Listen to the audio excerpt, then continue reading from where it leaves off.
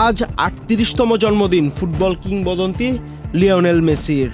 ১৯৮৭ সালের আজকের এই দিনে আর্জেন্টাইন শহর রোজারিওতে জন্মগ্রহণ করেন অনেকের কাছেই সর্বকালের সেরা এই ফুটবলার।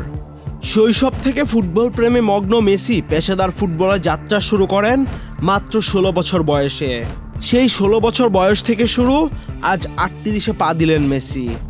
এর মধ্যে বিশ্বকাপ সহ ফুটবলের সম্ভাব্য সব অর্জন নিজের ঝুলিতে পড়েছেন আর্জেন্টাইন এই মহাতারকা।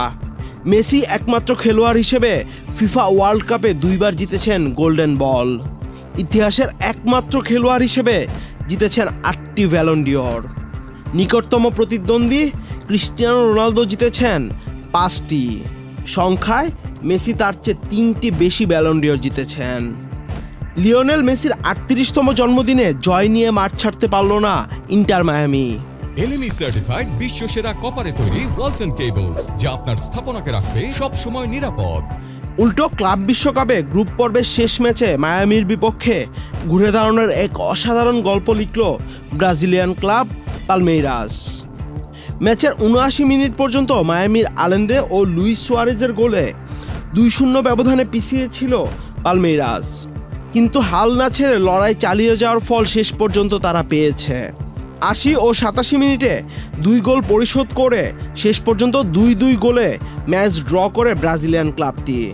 পালমেইরাসের হয়ে গোল দুটি করেন পাউলিনহো ও মাউরিসিও। এই ড্রয়ে এ গ্রুপ থেকে শীর্ষ দল হিসেবে শেষ ১৬য় উঠল পালমেইরাস। ৩ ম্যাচে পালমেইরাস ও মায়ামির পয়েন্ট সমান, কিন্তু গোল ব্যবধানে মায়ামির চেয়ে ১ গোলে এগিয়ে পালমেইরাস।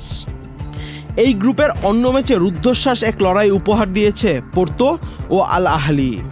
উত্থান পতনের রোমাঞ্চ শেষে ম্যাচটি ড্র হয়েছে ৪-৪ গোলে। তবে এই দুই দলকেই গ্রুপ পর্ব থেকেই বিদায় নিতে হচ্ছে। শেষ ১৬য় মেসির সাবেক ক্লাব পিএসজির মুখোমুখি হবে ইন্টার মায়ামি, পালমেইরাস মুখোমুখি হবে স্বদেশি ক্লাব বোতাফোগোর। আহমেদ শাফি, চ্যানেল আই।